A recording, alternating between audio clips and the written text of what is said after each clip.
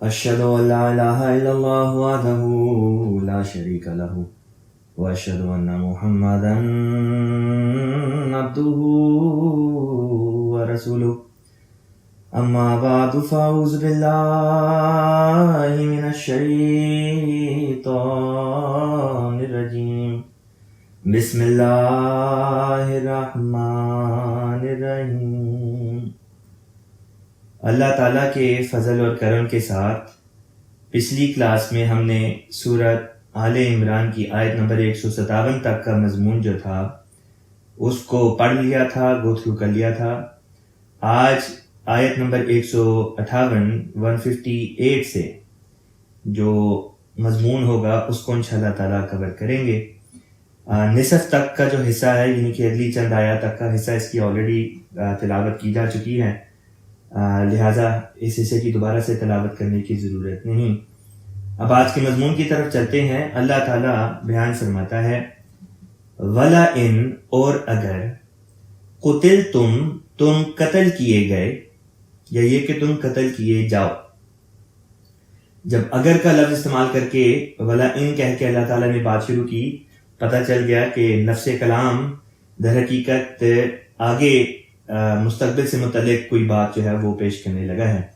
لہٰذا اللہ تعالیٰ بیان کرتا ہے وَلَا اِن قُتِلْتُمْ، اور اگر تم قتل کیے جاؤ، فی سبیل اللہ، اللہ تعالیٰ کے راستے میں، یعنی کہ تم شہید ہو جاؤ، او متم، یا تمہیں موت آ جائے۔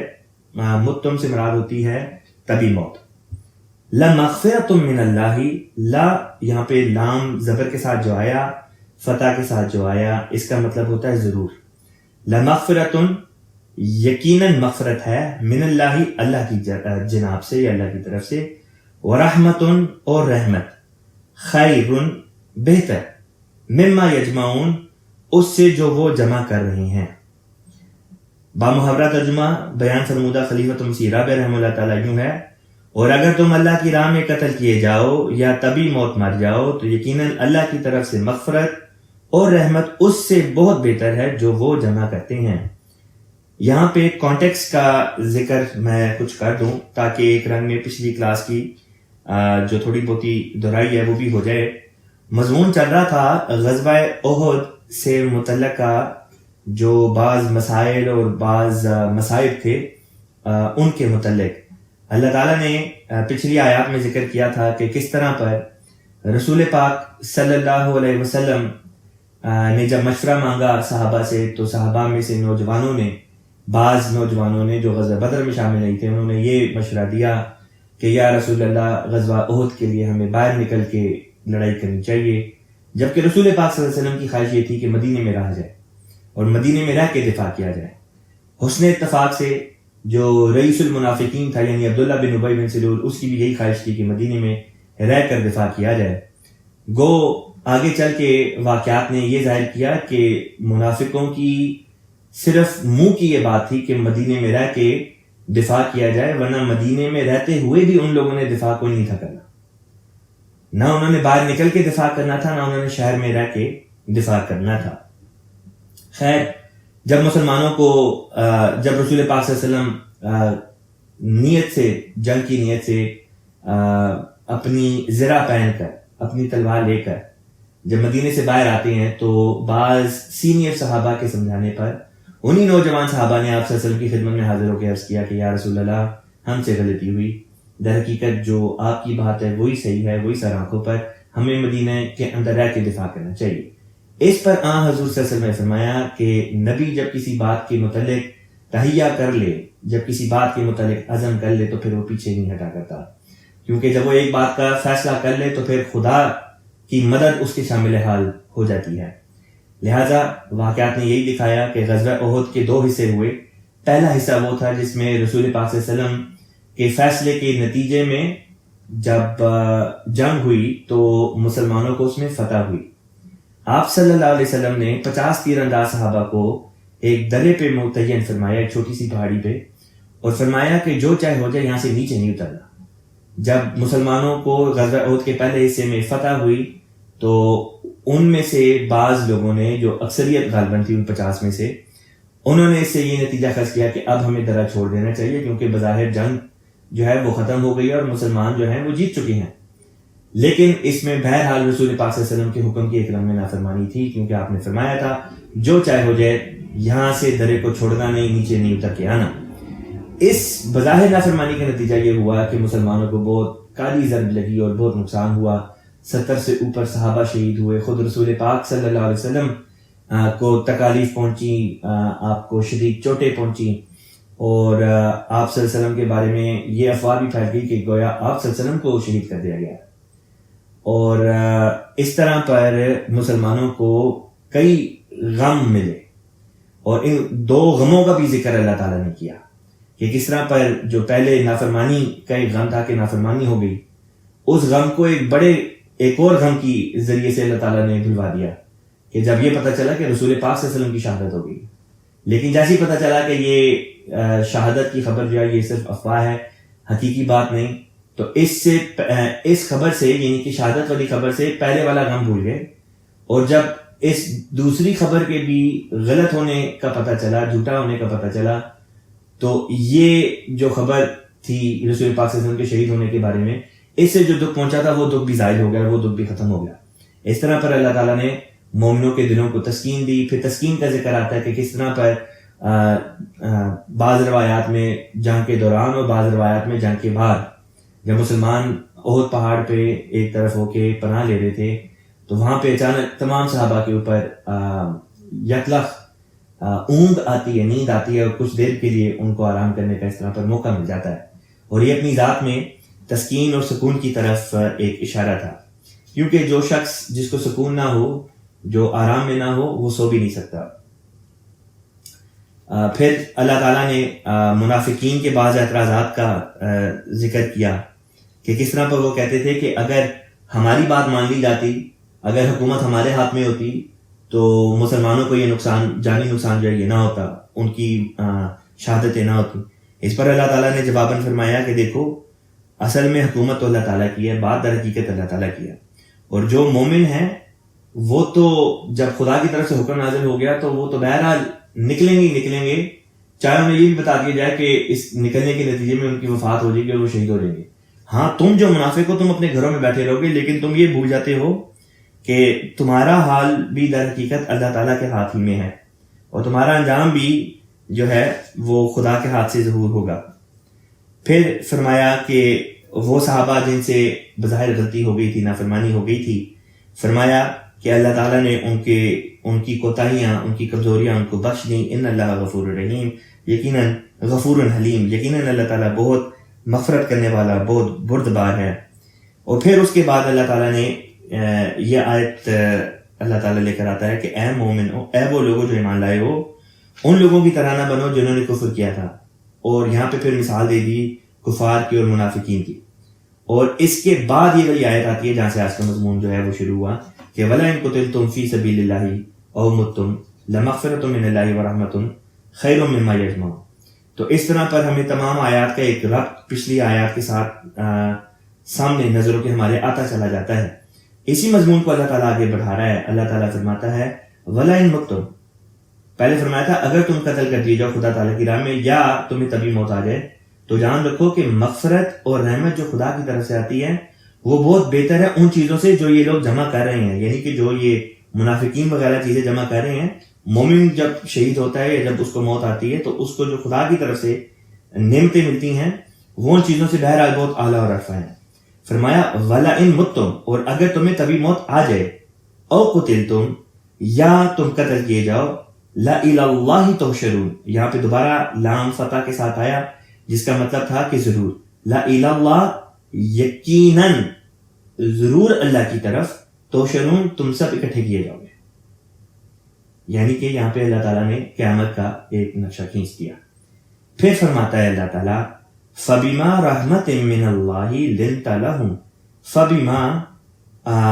فَبِمَا کا مطلب ہوتا ہے پس جو، رحمت کہتے ہیں مرسی کو، رحمت کو، من اللہ، اللہ کی طرف سے، پس بسبب اس رحمت کے جو اللہ کی طرف سے آئی، لنت لہم، تو نرم خو ہو گیا ان کے لیے. تو نرم، لنتا کہتے ہیں تو نرم ہوا. لنت لہم، لہم سے کیا مراد ہے؟ کون سے لوگ مراد ہیں؟ یہاں پہ صحابہ کی زبان مراد ہے کہ اللہ تعالیٰ کی رحمت ہی تھی جس کے نتیجے میں رسول پاک صلی اللہ علیہ وسلم صحابہ کے لیے نرم ہو گئے. وَلَوْ كُنْتَ، اور اگر تو ہوتا، یہاں پہ مخاطب رسول پاک صلی اللہ علیہ وسلم ہے، فرمایا وَلَوْ كُنْتَ، اور اگر تو ہوتا، فَزًّن کہتے ہیں تند خو کہتے ہیں سخت غصیلا.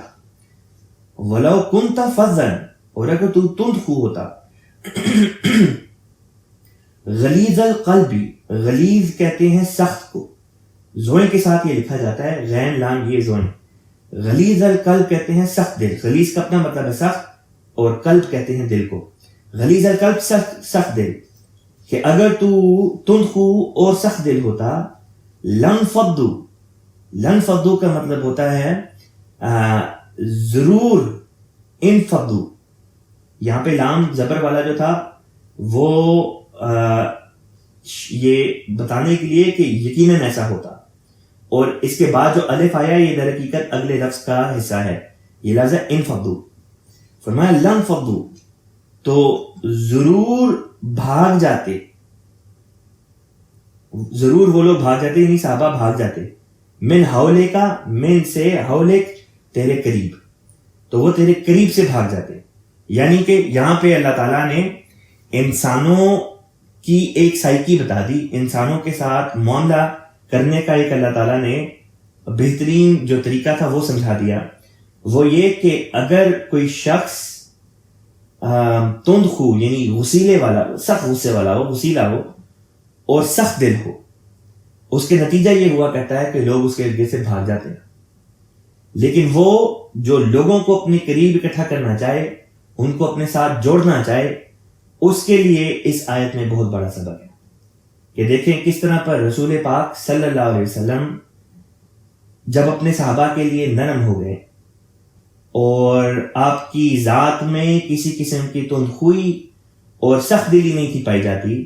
اس کے نتیجہ یہ تھا کہ صحابہ پروانہ وار آپ کی طرف دوڑے چلے آتے تھے اور آپ سے ایک لہجے کے لیے بھی جدائی ان کو منظور نہ تھی. اس میں جو والدین ہیں ان کے لیے بھی تربیت کا بہت اچھا دور ہے کہ اگر آپ چاہتے ہیں اپنے بچوں کو اپنے ساتھ اس طرح پر جوڑنا کہ ان بچوں کو آپ سے جدائی منظور نہ ہو، اور جدائی اسی سے منظور نہیں ہوتی جس سے انسان کو محبت ہو اور جس کی باتیں انسان سر آنکھوں پر رکھے. تو لازمی ہے کہ اس آیت سے فائدہ اٹھائیں اور پھر تربیت کریں، کیونکہ تربیت کے وہ گر جو ہم نے محمد رسول اللہ صلی اللہ علیہ وسلم کی ذات بابرکات سے سیکھے ہیں وہی حقیقی گر ہے. پس تربیت کا وہی طریقہ اختیار کرنا پڑے گا اگر تو کامیاب ہونا چاہتے ہیں جو حضرت محمد مصطفیٰ صلی اللہ علیہ وسلم نے سکھائے اور جن کا ذکر خود قرآن پاک میں اللہ تعالیٰ نے فرما دیا. اسی طریق پر جب ہم میدان تبلیغ میں جاتے ہیں، یہ بات میں نے پہلے بھی کئی دفعہ بتائی ہے کہ بعض دفعہ بعض احمدی سخت ہو جاتے ہیں اور سختی سے جواب دیتے ہیں، یا یہ کہ سخت دلی کا مظاہرہ یا غصے کا مظاہرہ کرتے ہیں. ہمیں جب بھی ہم تبلیغ کریں محبت، نرمی، یہ باتیں ہمیشہ ذہن میں رکھنی چاہیے، کیونکہ در حقیقت ہمارے اخلاق ایسے ہوں گے جو لوگوں کو کھینچ کے، تعلیم تو ہے ہی ہے لیکن تعلیم کے ساتھ اگر اخلاق نہ ہو تو وہ کوئی حیثیت لوگ تعلیم کو نہیں دیتے. اصل جو چیز لوگوں کو شروع میں کھینچ کے لے کر آئے گی تعلیم کی طرف، وہ آپ کے اخلاق ہے. اگر اخلاق نہیں تو آپ لوگوں کو خود اپنے ہاتھ سے تعلیم سے دور کریں. جب لوگ آپ کے اچھے اخلاق کو دیکھیں گے، آپ کی نرمی کو، محبت کو، شفقت کو، رحمت کو دیکھیں گے، پھر وہ آپ کی بات سننے کے لیے تیار ہوں گے. جب بات کو سننے کے لیے تیار ہوں گے تب آپ نے ان کے سامنے احمدیت یعنی حقیقی اسلام کی جو تعلیمات ہیں وہ پیش کرنی ہے، اور وہ تعلیم اس وقت ان کے دل میں گھر کر دیں گی. لیکن اگر آپ نے پہلے قدم پر ہی ان کے ساتھ سختی سے پیش آئے، یا آپ نے ان کے ساتھ تند خوئی یا سخت یا غلیظ قلبی کا مظاہرہ کیا، تو نتیجہ یہ ہوگا کہ وہ بھاگ جائیں گے. فرمایا اللہ تعالیٰ نے آگے فَاعْفُ عَنْهُمْ، پس معافی یا یہ کہ درگزر طلب کریں ان کے لیے، وَاسْتَغْفِرْ لَهُمْ، اور ان کے لیے استغفار کریں. یہاں پہ رسول پاک صلی اللہ علیہ وسلم کو یہ اللہ تعالیٰ نے جو باتیں بتائیں یہ صحابہ کے لیے بتائی کہ آپ معافی مانگیں صحابہ کے بہاف پہ. صحابہ کے بہاف سے مراد یہ تھی کہ صحابہ کے لیے اللہ تعالیٰ کے حضور دعائیں کریں. فاعفو عنہم سے یہ بھی مطلب نکلتا ہے کہ ان سے خود درگزر کریں. صرف یہ مراد نہیں کہ آپ ان کے لیے دعائیں کریں، بلکہ یہ بھی مراد ہے کہ آپ خود رسول پاک صلی اللہ علیہ وسلم ان سے درگزر کا معاملہ کریں. ان سے خطائیں ہو جائیں اگر تو جہاں پہ معافی کے نتیجے میں اصلاح ہوتی ہے وہاں پہ معاف کر دیں، اور جہاں پہ اگر بظاہر سزا دینے سے اصلاح ہوتی ہو تو وہاں پہ اصلاح کے ذریعے سے، وہاں پہ پھر سزا کے ذریعے سے ان کو اصلاح کی طرف لے کر آئیں. لیکن بہرحال بالعموم ہمیں جو بات دکھائی دیتی ہے تاریخ کا جب ہم مطالعہ کرتے ہیں تو یہی بات سامنے آتی ہے کہ رسول پاک صلی اللہ علیہ وسلم مومنوں کے اوپر بہت شفقت رکھتے تھے. اسی بات کا ذکر اللہ تعالیٰ نے قرآن پاک میں بعض متعدد جگہوں پہ فرمایا کہ آپ صلی اللہ علیہ وسلم صحابہ کے لیے رؤوف رحیم تھے. رؤوف کہتے ہیں نرمی کرنے والے کو، اور اسی طریقے سے رحیم کہتے ہیں معاف کرنے والے کو، جو بار بار رحم کرے، معاف کر دے. تو یہ صحابہ کے لیے حضور صلی اللہ علیہ وسلم کو اللہ تعالیٰ نے حکم فرمایا فاعفو عنہم، ان سے درگزر کریں. اس سے یہ بھی پتہ چلتا ہے کہ صحابہ کا کتنا بڑا مقام تھا. معمولی لوگ نہیں تھے، بہت بڑا مقام رکھتے تھے. اسی لیے تو اللہ تعالیٰ نے ان کی خاطر ان کی شان میں یہ الفاظ نازل فرمائے رسول پاک صلی اللہ علیہ وسلم کو کہ یہ تو اللہ تعالیٰ کے پیارے بندے ہیں، اس لیے ان کے ساتھ درگزر کا معاملہ کیجیے. پھر فرمایا وَاسْتَغْفِرْ لَهُمْ، اور ان کے لیے استغفار کریے. بعض لوگ قرآن پاک کی بعض آیات کو لے کے یہ اعتراض کرتے ہیں کہ دیکھو رسول پاک صلی اللہ علیہ وسلم جو ہیں وہ بھی استغفار کیا کرتے تھے. حالانکہ استغفار سے مراد وہ لوگ عمومی طور پہ یہ لیتے ہیں کہ گناہوں سے معافی، اور اگر رسول پاک صلی اللہ علیہ وسلم استغفار کر رہے ہیں تو وہ یہ مراد لیتے ہیں کہ نعوذ باللہ رسول پاک صلی اللہ علیہ وسلم سے بھی کوئی گناہ ہوئے ہیں اور ان کے لیے رسول پاک صلی اللہ علیہ وسلم استغفار کر رہے ہیں. حالانکہ نبی کی شان سے بعید ہے کہ وہ کوئی کسی بھی قسم کی کوئی گناہ وہ کر سکے. اس لیے کیونکہ گناہ کہتے ہی اللہ تعالیٰ کی نافرمانی کو، نبی اللہ تعالیٰ کی نافرمانی کر ہی نہیں سکتا. جانتے ہوئے بوجھتے ہوئے خدا کی نافرمانی کرنے کو گناہ کہتے ہیں، اور نبی کی شان سے بعید ہے کہ وہ اس قسم کا کوئی کام کرے. ہاں ہمارے جیسے جو عام انسان ہیں ہم سے گناہ ہو سکتے ہیں اور ہوتے ہیں، اس لیے ہم جب استغفار کرتے ہیں تو اس میں یہ مطلب ضرور پایا جاتا ہے کہ ہم سے گناہ ہو گئے، خطائیں ہو گئی، اللہ تعالیٰ ہمیں ان کے بد نتائج سے بچا لے، مزید گناہوں کے ہونے سے بچا لے. لیکن نبی سے چونکہ گناہ نہیں ہو سکتا لہٰذا اس کے لیے یہ مضمون صادر نہیں آ سکتا. ہاں نبی سے بحیثیت انسان ہونے کے انسانی خطائیں ہو سکتی ہیں جن کو ہیومن ایرر کہتے ہیں، اور اس کے غلط نتائج سامنے آ سکتے ہیں. لہذا جب وہ استغفار اپنی ذات کے لیے کرے تو مراد بھی ہوتی ہے کہ اگر بحیثیت انسان ہونے کے مجھ سے کوئی غلطی ہو گئی ہے، خدا کی نافرمانی نہیں، خدا کے قوانین کو توڑنا مراد نہیں، بلکہ انسانی طور پہ اگر کوئی غلطی ہو جائے تو اللہ تعالیٰ میری اس غلطی کے بد نتائج سے بچا لے، یہ مراد ہوگی، اور آگے کوئی اس قسم کی غلطی نہ ہو. خود رسول پاک صلی اللہ علیہ وسلم کے پاس بعض لوگ آتے اور آ کے اپنے فیصلوں کے بارے میں آپ سے جو ہے وہ فیصلہ کروانا چاہتے، اپنے معاملات، اپنے جو ان کے پرابلمز ہوتے ان کے بارے میں آپ صلی اللہ علیہ وسلم سے فیصلہ چاہتے. لہٰذا بعض لوگ کیونکہ چرب زبان ہوتے ہیں اپنی بات کو زیادہ عمدگی کے ساتھ بیان کر دیتے ہیں، اور بعض لوگ حالانکہ ہوتے سچے ہیں لیکن چونکہ چرب زبان نہیں ہوتے ان کو اپنی بات بیان کرنے کا اس طرح سے سلیقہ نہیں آتا یا صحیح ڈھنگ میں اپنی بات نہیں کر سکتے. نتیجہ یہ ہوتا ہے کہ کیس ہار جاتے ہیں.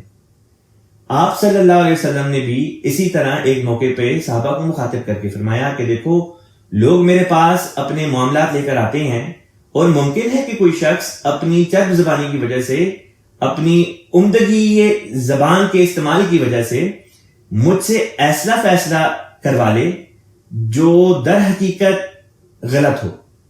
وہ فیصلہ تو مجھ سے لے لے کیونکہ اس نے باتیں اس قسم کی لیکن وہ فیصلہ غلط ہو تو وہ در حقیقت اپنے لیے آگ کا ایک ٹکڑا، اپنے حصے میں لے کے جاتا ہے. اب بات یہ کہ یہاں پہ رسول پاک صلی اللہ علیہ وسلم نے یہ نہیں کہا کہ آپ صلی اللہ علیہ وسلم غلط فیصلے فرماتے ہیں، یا یہ کہ آپ سے غلط فیصلے صادر ہو سکتے ہیں. آپ نے ایک مفروضے کے طور پر یہ بات بیان کر دی کہ اگر اس قسم کی بات ہو تو ایسے شخص کو یہ جان لینا چاہیے کہ وہ در حقیقت یہ کر رہا ہے کہ وہ جہنم کا ٹکڑا اپنے حصے میں لے کے جا رہا ہے. ورنہ اصل مضمون تو یہی بنتا ہے کہ اللہ تعالیٰ تو رسول پاک صلی اللہ علیہ وسلم کے سامنے معاملات کی جو حقیقی کل ہوتی تھی، جو حقیقت ہوتی تھی، وہ اللہ تعالیٰ کھول کے بیان کر دیتا تھا. یہاں تک کہ جب منافقین رسول پاک صلی اللہ علیہ وسلم کے سامنے آتے تھے تو اللہ تعالیٰ آپ کو بتا دیتا تھا کہ یہ سامنے جو بیٹھا ہے یہ منافق ہے، اور جو مومن ہوتے تھے ان کے بارے میں بتا دیتا تھا کہ یہ مومن ہے، کہ ان کے دل میں منافقت نہیں. اور ایک حد تک یہ علم اللہ تعالیٰ انبیاء سے نیچے اتر کے خلفاء کو بھی عطا کر دیتا ہے کہ بعض کہ خلفاء جو ہوتے ہیں ان کو بھی اللہ تعالیٰ نے ایک ایسی عصمت عطا کی ہوتی ہے کہ جس کے نتیجے میں ایک چھوٹے رنگ میں ہی صحیح، لیکن ان کو بھی اللہ تعالیٰ اس بات کا علم دے دیا کرتا ہے کہ یہ جو سامنے بیٹھے ہیں یہ ایمانی طور پہ کس حالت پہ ہے. نبی کو تو اس بات کا ذکر، اس بات کی اجازت ہوتی ہے کہ وہ دوسرے کو بتا دے کہ وہ منافق ہے، لیکن خلیفہ کو اس بات کا اذن جب تک نہ ہو وہ کسی کو بتا نہیں سکتا کہ یہ جو سامنے بیٹھا ہے یہ منافق ہے. اب کیسے پتہ چلتا ہے کہ جو سامنے بیٹھا ہے وہ منافق ہے؟ اس کی ایک مثال آپ کے سامنے رکھتا ہوں. حضرت مسلم موعود خلیفۃ المسیح ثانی رضی اللہ تعالیٰ عنہ نے ایک دفعہ بیان فرمایا کہ بعض لوگ مجھ سے ملنے آتے ہیں اور بظاہر چہرے اور چہرے کی رنگت ان کی سفید ہوتی ہے، لیکن جب میرے سامنے آتے ہیں تو مجھے ان کی چہرے کی رنگت سیاہ معلوم ہو رہی ہوتی ہے، جیسے گویا دھوئیں کے بنے ہوئے ہوں. اور جب میرے ہاتھ کو چومتے ہیں تو ایسا محسوس ہوتا ہے کہ جیسے نجس لگا گئے، غلاظت لگا گئے. یہ نشانی ہے اللہ تعالیٰ نے جو بتائی ہے منافقین کی، جو ہمارے جیسے عام انسانوں کو تو نہیں پتہ چلتا کہ سامنے جو جس سے بات کر رہے ہیں وہ منافق ہے کہ نہیں ہے، دلوں کے حال تو اللہ جانتا ہے. لیکن خلفاء کو اللہ تعالیٰ چونکہ اس مقام پہ خود اللہ تعالیٰ فائز کرتا ہے، لہٰذا ان کو اللہ تعالیٰ کسی حد تک یہ نالج بھی دے دیتا ہے. اس لیے جب بھی خلیفۃ المسیح سے ملاقات کا وقت آتا ہے ہم لوگ بڑے جوش و خروش کے ساتھ کہتے ہیں کہ جی ہم نے حضور سے ملنے جانا ہے، لیکن یہ بھول جاتے ہیں کہ جس ہستی سے ملنے جا رہے ہیں وہ خدا کی کتنی مقرب ہستی ہے. نمازیں ہم نہیں پڑھتے، چندے ہم نہیں دیتے، جھگڑے ہمارے چل رہے ہیں، گھروں میں ہمارے سکون نہیں، بچوں پہ سختیاں ہم کرتے ہیں، بیویوں کے ساتھ دست درازی ہم کر رہے ہوتے ہیں، یا خامدوں کے خلاف زبانیں ہمارے گھروں میں چل رہی ہوتی ہیں، جھگڑے ہمارے نہیں ختم ہو رہے ہوتے ہیں، عہدے داران کے بارے میں پیٹھ پیچھے غیبتیں چل رہی ہوتی ہیں. اور ان تمام باتوں کے باوجود اور ساتھ میں یہ بھی کہ جب شادی بیاہ کی باری آتی ہے تو بچے باہر جماعت سے جا رہے ہوتے ہیں اور کوئی جسے کہتے ہیں کوئی خوف نہیں آتا، کسی قسم کی کوئی وہ حالت نہیں ہوتی کہ جس انسان کو پتہ چلے کہ اس کی راتوں کی نیند اڑ گئی ہے تکلیف کے مارے، دکھ کے مارے، بڑی خوشیاں مناتے ہیں. لیکن جب خلیفہ وقت سے ملنے کا وقت آتا ہے تو بڑی خوشی کے ساتھ ہم لوگ بڑے اچھے اچھے کپڑے تیار کر کے تو جاتے ہیں ملنے کے لیے. اس وقت یہ بھول جاتے ہیں کہ جن سے ملنے جا رہے ہیں وہ خدا کا مقرب ترین بندہ ہے اس وقت، اور خدا ان کو دکھا دیتا ہے کہ یہ جو سامنے بیٹھے ہوئے ہیں یہ کتنے پانی میں. بس ہر دفعہ جب بھی ذہن میں آئے کہ خلیفہ وقت سے ملاقات کرنی ہے تو پہلے اپنی اصلاح کی طرف ہمیں رغبت اختیار کرنی چاہیے. میں جب بھی، میرا ذاتی طریق یہ ہے کہ جب بھی میں حضور انور ایدہ اللہ بن عزیز کی خدمت میں جانا چاہتا ہوں تو اس سے پہلے کئی مہینے میں اس ملاقات کے لیے تیاری میں لگاتا ہوں. میں اپنی طرف سے یہ کوشش کر رہا ہوں کہ اللہ تعالیٰ تو بہتر جانتا ہے، اگر میرے عمل میں، اگر میرے ایمان میں، اگر میرے سینے میں، میری روح میں، میرے وجود میں، میرے وجود کی، میری ہستی کی کسی ایک ذرے میں بھی کچھ بھی منافقت ہے تو اللہ تعالیٰ اس کو دھو ڈالے. میں یہ برداشت نہیں کر سکتا کہ میں خلیفہ وقت کے سامنے جاؤں اور اے میرے پیارے اللہ تو خلیفہ وقت کو یہ دکھا رہا ہو کہ مجھ میں منافقت ہے. یہ ایک ایسا خوف ہے کہ جو انسان، جب تک انسان اللہ تعالیٰ کا یہ خوف اپنے دل میں پیدا نہ کرے اور خلافت کی محبت دل میں پیدا نہ کرے تب تک انسان کے لیے اصلاح کا رستہ بہت مشکل ہے. اس لیے ان تمام باتوں کی طرف توجہ بہرحال لازمی طور پہ ہمیں کرنی چاہیے. میں بیان کر رہا تھا وَاسْتَغْفِرْ لَهُمْ کی تفسیر کہ اللہ تعالیٰ نے رسول پاک صلی اللہ علیہ وسلم کو مخاطب کر کے فرمایا کہ صحابہ کے لیے بھی استغفار کیا کریں. تو در حقیقت حضور صلی اللہ علیہ وسلم صحابہ کے لیے اور صحابہ سے پھر نیچے اتر کے باقی تمام مسلمانوں کے لیے ان کے بہاف پہ استغفار کیا کرتے تھے کہ اللہ تعالیٰ ان سے جو گناہ ہو جائے وہ تو بخش دے، ان سے جو خطائیں ہو جائیں وہ ان کو تو بخش دے، ان کے گناہوں اور ان کی خطاؤں کے بد نتائج سے ان کو بچا لے. بعض لوگ شاید یہ سوال کریں کہ رسول پاک صلی اللہ علیہ وسلم یہ دعائیں اگر کر چکے ہیں، خود قرآن میں یہ ذکر ہے، تو کیا رسول پاک صلی اللہ علیہ وسلم کی دعائیں قبول نہیں ہوئی ہوں گی؟ کیا ہمارے گناہ نہیں بخشے گئے ہوئے ہوں گے؟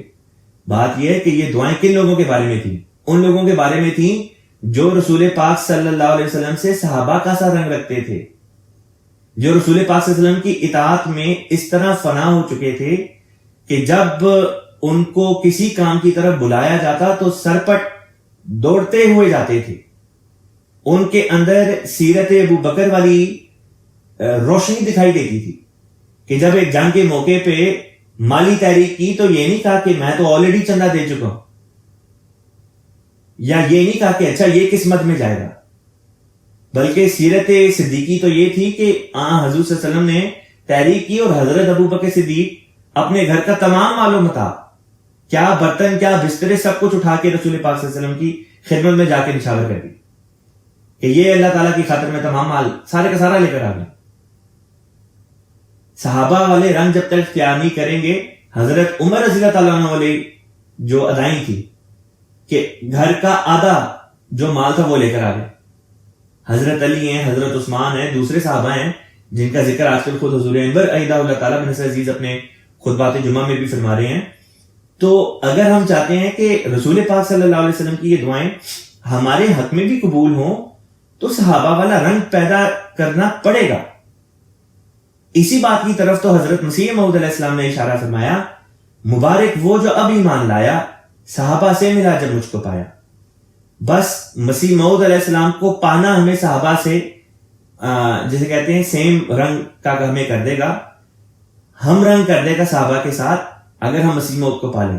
اور مسیح موعود علیہ السلام کو پانے سے مراد یہ نہیں کہ بس یہ کہہ دیا کہ میں احمدی ہوں اور زبان سے احمدی کہنا کافی ہے. مسیح موعود علیہ السلام نے کتاب لکھی کشتی نوح، رمضان میں ہم نے اس کا درس پورا کافی حد تک اس کو کور کیا. اس میں حضور یہ بات بار بار بیان فرماتے ہیں کہ صرف زبان سے کہہ دینا کہ میں احمدی ہوں کافی نہیں. کیا تمہارے اعمال اس بات پر شاہد ہیں کہ تم واقعتاً شرائط بیعت کے اوپر عمل کر رہے ہو؟ اگر تو کر رہے ہو تو پھر خدا کی نظر میں تم احمدی ہو، اور اگر نہیں کر رہے ہو صرف زبان سے یہ کہتے ہو کہ بس میں نے بیعت کر لی ہے اتنا کافی ہے، تو یہ تمہیں ہرگز خدا تعالیٰ کے عذاب سے بچا نہیں سکتا، یا یہ کہ خدا تعالیٰ کی دربار کی درگاہ میں تمہیں مواخذے سے بچا نہیں سکتا. پھر فرمایا وَشَاوِرْهُمْ فِي الْأَمْرِ، اور مشورہ کر لے ان سے فی الامر، اہم معاملات میں. معاملات میں مشورہ کرنے کا حکم اللہ تعالیٰ نے فرما دیا، اس مشورے کے اوپر لازمی عمل کرنے کا ذکر نہیں فرمایا. نبی کے لیے یہ بات تو بیان فرما دی کہ مشورہ کر لیں، لیکن یہ نہیں فرمایا کہ اگر لوگوں کا مشورہ غلط بھی ہے تو اس کے اوپر عمل بھی کریں، بلکہ یہ اللہ تعالیٰ کے نبی پہ چھوڑ دیا، کیونکہ اللہ تعالیٰ کا نبی جو فیصلے کرتا ہے، جو بات کرتا ہے، وہ وحی کے نتیجے میں ہوتی ہے. جس طرح اللہ تعالیٰ نے سورہ النجم میں فرمایا وَمَا يَنْتِقُ عَنِ الْهَوَىٰ إِنْ هُوَ إِلَّا وَحْيٌ يُوحَىٰ، کہ نہیں یہ کلام کرتے مگر جب بھی کلام کرتے ہیں اپنی طرف سے نہیں بلکہ وحی الہی کے نتیجے میں کلام کرتے ہیں. پر جو بھی فیصلہ نبی کرتا ہے اس کے ساتھ خدا کی تائید ہوتی ہے. لوگوں کے مشورے کے ساتھ خدا کی تائید لازمی نہیں. ہاں یہ فرما دیا مشورہ لے لو، لیکن مشورہ لینے کے بعد یہ دیکھ لو کہ اگر مشورہ ٹھیک ہے تو مان لیا، اگر ٹھیک نہیں ہے تو بے شک چھوڑ دیا. یہ بات اللہ تعالیٰ نے نبی کے اوپر چھوڑ دی. اور نبی کی وفات کے بعد چونکہ نبی کے تخت پر، نبی کی کرسی پر نبی کا خلیفہ بیٹھتا ہے، وہ مقام میں نبی سے بہت ادنا ہوتا ہے لیکن ہوتا نبی کا نائب ہے.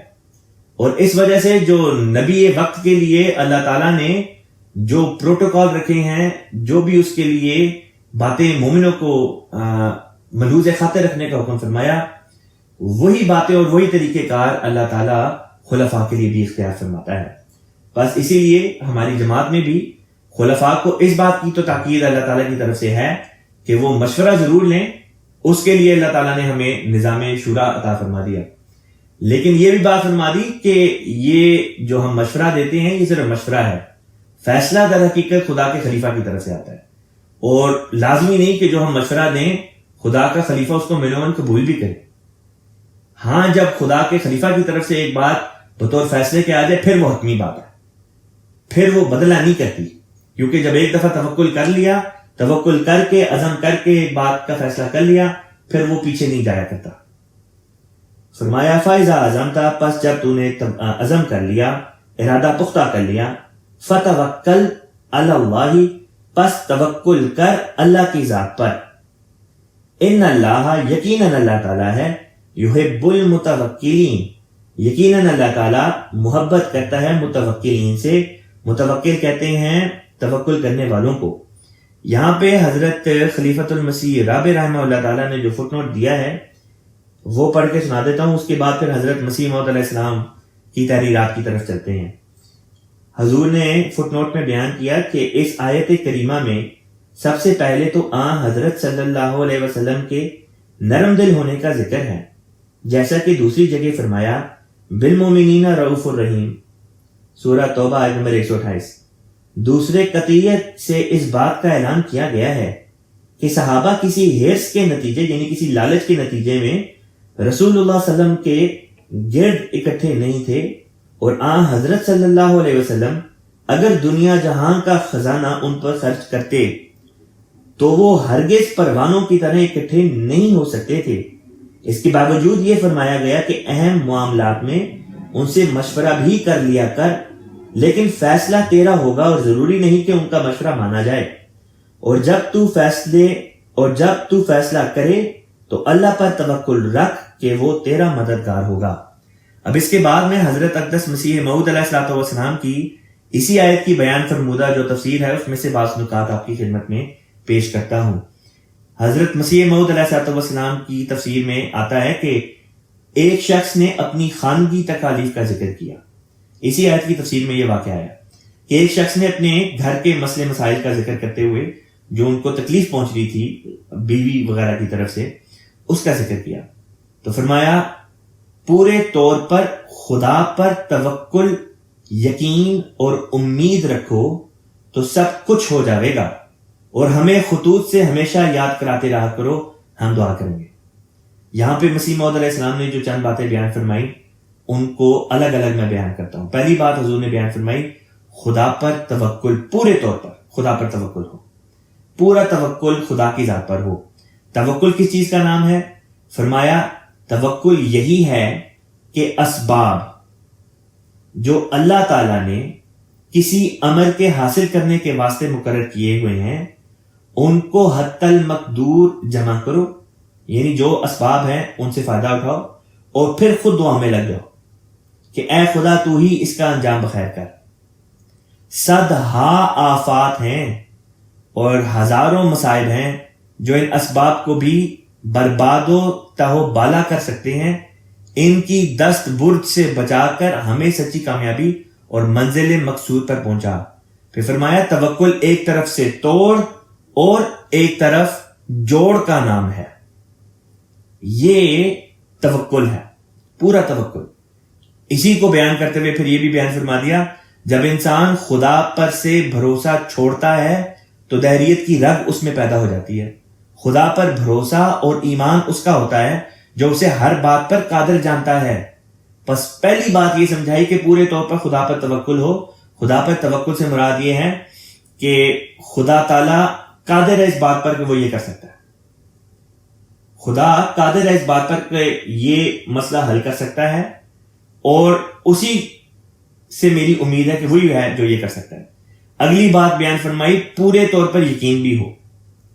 پھر یقین خدا کے اوپر ہو کہ خدا ایگزسٹ کرتا ہے اور یہ خدا جو ہے یہ کامل طاقتوں کا مالک ہے. اور پھر اگلی بات یہ بیان فرمائی کہ امید رکھو. تیسری بات امید کو بیان کیا. پہلے نمبر پہ توکل تھا, پورے طور پر توکل, پھر پورے طور پر یقین, اور پھر پورے طور پر امید. یہ تین چیزیں بیان کی. پھر فرمایا کہ اس کے ساتھ پھر یہ کہ ہمیں خطوط سے ہمیشہ یاد کراتے رہا کرو، ہم دعا کریں گے۔ اب یہ والی جو بات ہے کہ امام وقت کو خطوط کے ذریعے سے لکھا جائے اور ان کو یاد دہانی کرائی جاتی رہا کرے، تو امام وقت بھی دعا کرتے ہیں۔ یہ طریق اب تک اور قیامت تک جاری رہے گا، کیونکہ مسیح موعود علیہ السلام تو اس دنیا میں نہیں رہے، لیکن آپ کی جگہ آپ کے خلفاء ہیں، اور خلفاء کے ساتھ تعلق قائم کرنے کا بہت بڑا ذریعہ یہ خطوط ہے۔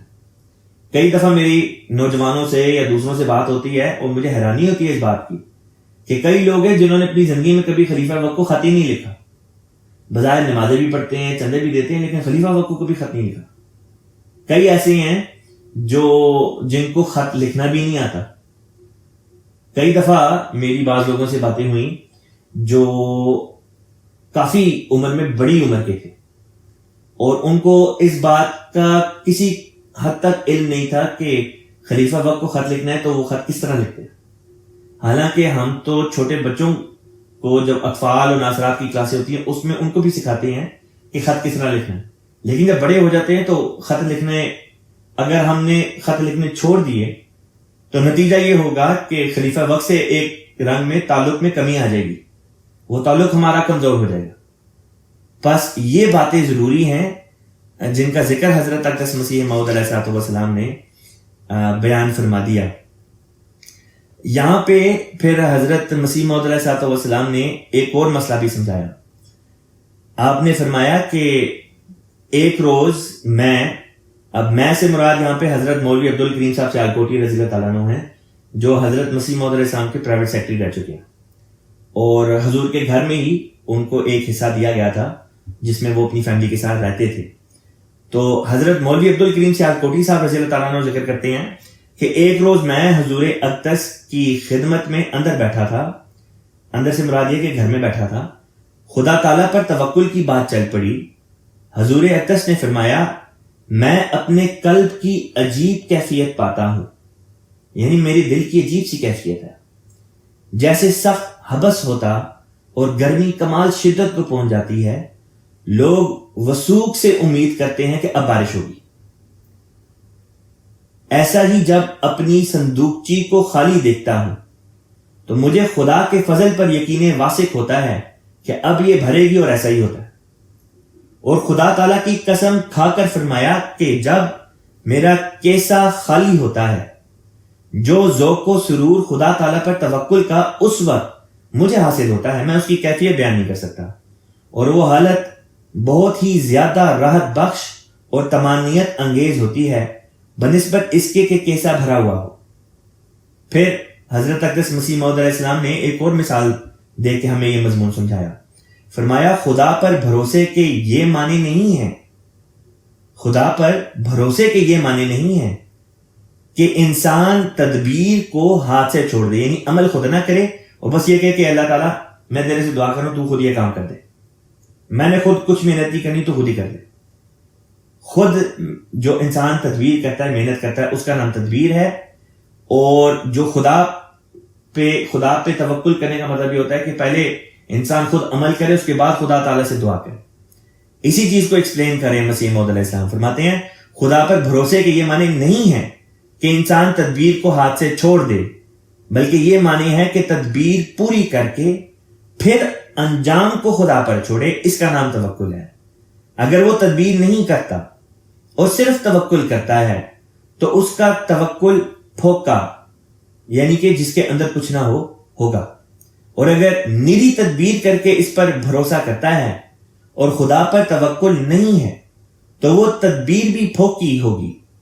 ایک شخص اونٹ پر سوار تھا اور حضرت صلی اللہ علیہ وسلم کو اس نے دیکھا، تعظیم کے لیے نیچے اترا اور ارادہ کیا کہ توکل کرے اور تدبیر نہ کرے، چنانچہ اس نے اپنے اونٹ کا گھٹنا نہ باندھا۔ جب رسول کریم صلی اللہ علیہ وسلم سے مل کر آیا تو دیکھا کہ اونٹ نہیں ہے، یعنی کہ اونٹ وہاں سے چلا گیا تھا۔ واپس آ کر حضرت صلی اللہ علیہ وسلم سے شکایت کی کہ میں نے تو توکل کیا تھا لیکن میرا اونٹ جاتا رہا۔ آپ نے فرمایا کہ تو نے غلطی کی، پہلے اونٹ کا گھٹنا باندھتا اور پھر توکل کرتا تو ٹھیک ہوتا۔ اب اس سے اگلی آیت پہ چلتے ہیں. اللہ تعالیٰ بیان فرماتا ہے ان ینصرکم اللہ، ان اگر ینصرکم اللہ اللہ مدد کرے تمہاری، فلا غالب لکم تو نہیں ہے تم پر کوئی غالب آنے والا، پھر تم پر کوئی غالب نہیں آ سکتا. اگر خدا تمہاری مدد کرے پھر تم پہ کون غالب آئے گا؟ وَإِن يَخْذُلْكُمْ، وَإِن اور اگر يَخْذُلْكُمْ، يَخْذُل کہتے ہیں وہ چھوڑ دے کم تمہیں، اور اگر اللہ تمہیں چھوڑ دیتا ہے فَمَنْ ذَا الَّذِي تو کون ہے وہ يَنْصُرْكُمْ مِنْ بَعْدِهِ جو اس کے بعد تمہاری مدد کر سکے. اگر خدا نے تمہیں چھوڑ دیا تو پھر تمہاری مدد کون کر سکتا ہے؟ وَعَلَى اللَّهِ اور اللہ تعالیٰ ہی پر ہے فَلْيَتَوَكَّلِ الْمُؤْمِنُونَ مومنوں کا توکل، اور چاہیے کہ اللہ تعالیٰ ہی پر مومنوں کو، اور چاہیے کہ مومن اللہ ہی پر توکل کرے. وَعَلَى اللَّهِ اور اللہ ہی پر فَلْيَتَوَكَّلِ الْمُؤْمِنُونَ مومن جو ہیں اللہ کی ذات پر ہی توکل کریں. اب اللہ تعالیٰ نے ایک اور مضمون آگے بیان کیا. جب جنگ ہوئی، جنگ کے نتیجے میں مال غنیمت آیا، پھر یہ کہ مال غنیمت لوگوں میں اسی کے مطابق جس طرح رسول پاک صلی اللہ علیہ وسلم مناسب سمجھتے اس کی تقسیم بھی کرتے.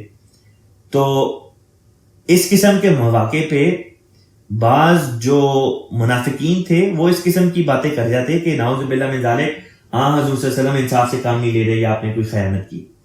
اللہ تعالیٰ نے ان اعتراضات کا جواب کس طرح دیا؟ فرمایا وما کانا لنبی، وما کانا نہیں ہے ممکن، لنبی نبی کے لیے، ان یغل کہ وہ خیانت کرے. یہ لفظ یغل خیانت کے لیے استعمال ہوتا ہے، اور غللہ سے یہ نکلا ہے. غلہ جوڑ کے پڑھتے ہیں، غلہ یا غلو.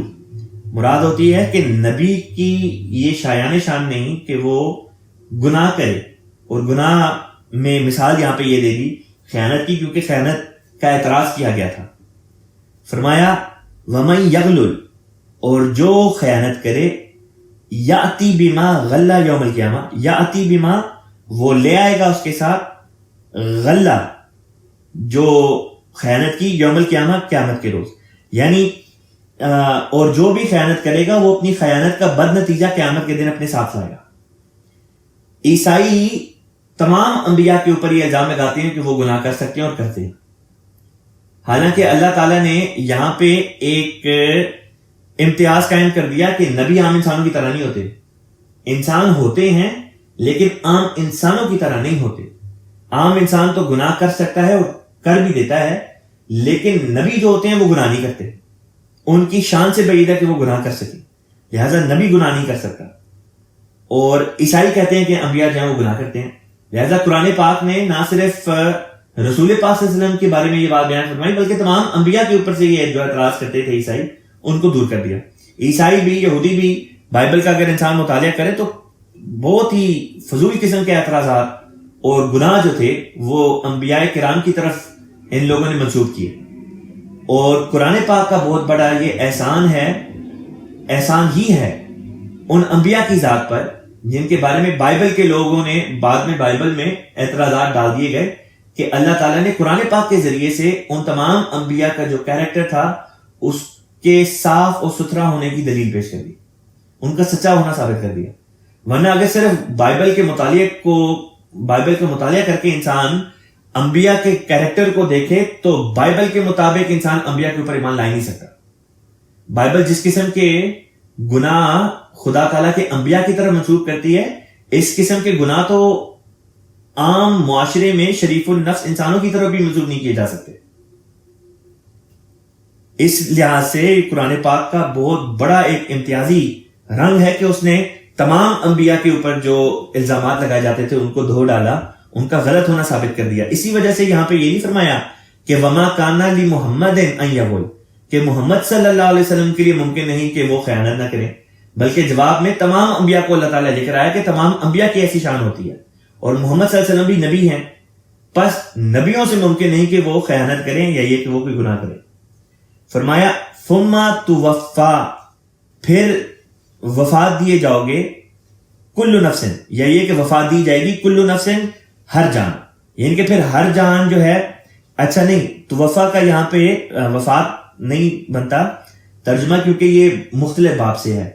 توفا یہاں پہ مراد ہوتی ہے پورا پورا دیا جانا، یہ مختلف بابوں سے آیا ہے. توفا باب تفعیل سے آیا ہے، اور وفات والا جو لفظ ہے توفا جسے ہم کہتے ہیں وہ باب تفاعل سے آیا ہے. اور یہاں پہ باب تفاعل نہیں بلکہ باب تفعیل سے یہ لفظ آیا ہے، جس کا مطلب ہوتا ہے پورا پورا دیا جانا. مضمون اللہ تعالیٰ نے یہ بیان کیا کہ جو خیانت کرتا ہے وہ اپنی خیانت کا نتیجہ اپنے ساتھ قیامت کے روز لے کر آئے گا. اور پھر فرمایا ثم توفا، پھر پورا پورا دیا جائے گا کل نفس، ہر جان کو ما کسبت، جو اس نے کمایا، وہم لا یظلمون، اور وہ ظلم نہیں کیے جائیں گے. پھر آگے اللہ تعالیٰ فرماتا ہے افمن اتبع، کیا پس وہ جو اتبع پیروی کرے، رضوان اللہ، رضوان کہتے ہیں رضا کی، رضوان اللہ اللہ کی رضا کی پیروی کرے، کیا وہ جو اللہ کی رضا کی پیروی کرے کا من اس شخص کی طرح ہو سکتا ہے؟ با کا مطلب ہوتا ہے جو لوٹا. کیا ایسا شخص جو اللہ کی رضا کی پیروی کرے اس شخص کی طرح ہو سکتا ہے جو لوٹے بسخط من اللہ؟ بسخط کا مطلب ہوتا ہے، سخط عربی میں کہتے ہیں ناراضگی کو، کہ جو خدا کی ناراضگی لے کر لوٹے، بسخط من اللہ. ومأواہ جہنم، اور اس کا ٹھکانہ تو جہنم ہو. یہاں پہ اللہ تعالیٰ نے ایک کانٹراسٹ کر کے بتایا کہ دیکھو وہ جو خدا کی مرضی کے تابع چلتے ہیں اور وہ جو خدا کی سختی مول لیتے ہیں، ایک جیسے نہیں ہوا کرتے، کیونکہ جو خدا کی سختی لے کے واپس لوٹتے ہیں ان کا ٹھکانہ جہنم ہے، اور وہ جو خدا کی رضا کے حاصل کرنے والے ہوتے ہیں ان کی جزا کچھ اور ہے، ان کی جزا ہے جنت. لہٰذا آگے چل کے اللہ تعالیٰ یہ اسی بات کو مزید کھولے گا. فرمایا وبئس المصیر، اور یہ جو لوگ ہیں جو خدا کی سختی لے کر لوٹتے ہیں جن کا جہنم ٹھکانہ ہوتا ہے، وبئس المصیر، اور کیا ہی برا یہ ٹھکانہ ہے. ہم درجات عند اللہ، وہ اللہ تعالیٰ کے حضور مختلف درجوں میں ہیں، یعنی کہ یہ کہ مختلف درجے کے یہ لوگ ہیں، کوئی چھوٹے درجے پہ ہے کوئی اوپر کے درجے پہ ہے. فرمایا واللہ بصیر، اور اللہ تعالیٰ کامل نظر رکھتا ہے، گہری نظر رکھنے والا ہے، بما یعملون، ان باتوں پر جو یہ کرتے ہیں، جو یہ عمل بجا لاتے ہیں ان پر خدا گہری نظر رکھتا ہے.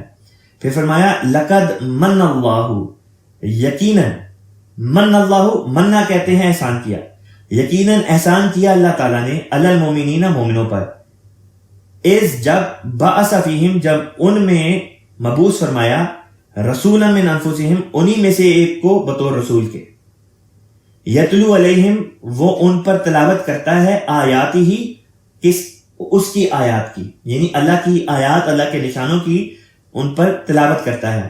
وَيُزَكِّيهِمْ، اور انہیں پاک کرتا ہے، یعنی ان کا تزکیہ کرتا ہے.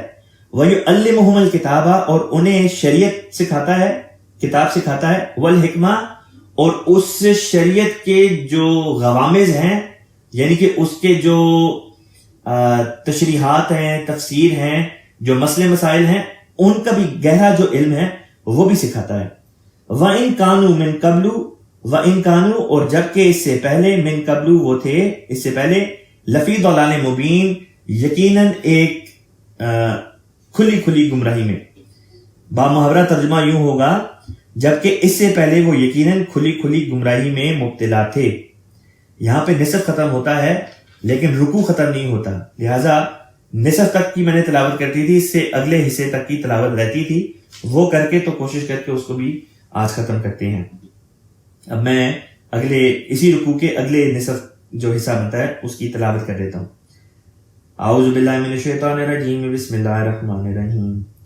اولما اصابتکم مصیبۃ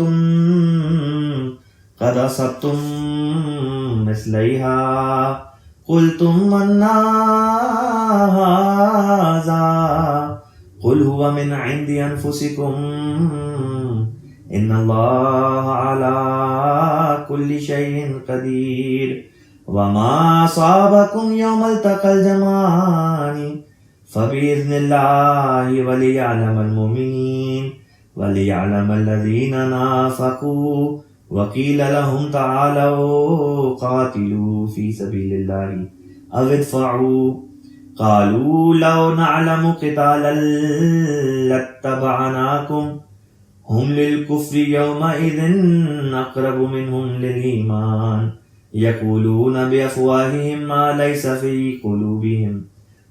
في قلوبهم والله أعلم بما يكتمون الذين قالوا لإخوانهم وقعدوا لو أطاعونا ما قتلوا قل فادرؤوا عن أنفسكم الموت إن كنتم صادقين ولا تحسبن الذين قتلوا في سبيل الله أمواتا بل أحياء عند ربهم يرزقون فرحين بما آتاهم الله من فضله ويستبشرون بالذين لم يلحقوا بهم من خلفهم ألا خوف عليهم ولا هم يحزنون يستبشرون بنعمة من الله وفضل وأن الله لا يضيع أجر المؤمنين. مضمون چل رہا تھا آیت نمبر 165 کا، جس میں رسول پاک صلی اللہ علیہ وسلم کے متعلق حضور صلی اللہ علیہ وسلم کے متعلق اللہ تعالیٰ نے یہ بات بیان کی کہ اللہ نے احسان کیا ہے مومنوں پر کہ اللہ تعالیٰ نے انہی میں اپنا رسول مبعوث فرمایا جو انہی میں سے تھا. اور یہاں پہ جو بات ایک اور غور والی ہے، غور طلب ہے، وہ یہ ہے کہ اللہ کا احسان کس بات پر ہے؟ اللہ کا احسان اس بات پر ہے کہ اللہ نے نمبر 1 رسول مبعوث فرمایا، نمبر 2 مبعوث فرمایا بھی انہی میں سے، باہر سے نہیں لے کر آیا. اگر باہر سے لے کر آتا تو ان پہ کیا احسان تھا؟ احسان ان پہ یہ تھا کہ انہی کا ہم قوم انہی میں سے اللہ تعالیٰ نے کھڑا کیا. پس اب اس زمانے میں جب اللہ تعالیٰ نے ایک مسیح کو امت مسلمہ کو لیڈ کرنے کے لیے بھیجنا تھا تو احسان اسی بات کو سمجھا جاتا کہ خدا نے ہم پر احسان کیا. اگر مسیح بھی ہم ہی میں سے ہوتا، اگر مسیح کو ہم کسی اور امت میں سے پکڑ کے لے کر آئیں، جیسے کہ دوسرے مسلمان مانتے ہیں کہ عیسیٰ علیہ السلام جو رسول الی بنی اسرائیل تھے، ان کو آخری زمانے میں اللہ تعالیٰ کھینچ کر امت مسلمہ میں لے کر آ جائے گا، تو یہ مسلمانوں پر کون سا احسان تھا؟ مسلمانوں پر تو اس آیت کی مطابق تبھی احسان ہوتا اگر مسلمانوں میں سے ہی کسی کو اللہ تعالیٰ بطور رسول کے، بطور نبی کے، بطور مسیح کے چن لیتا. اور امر واقعہ بھی یہی ہوا.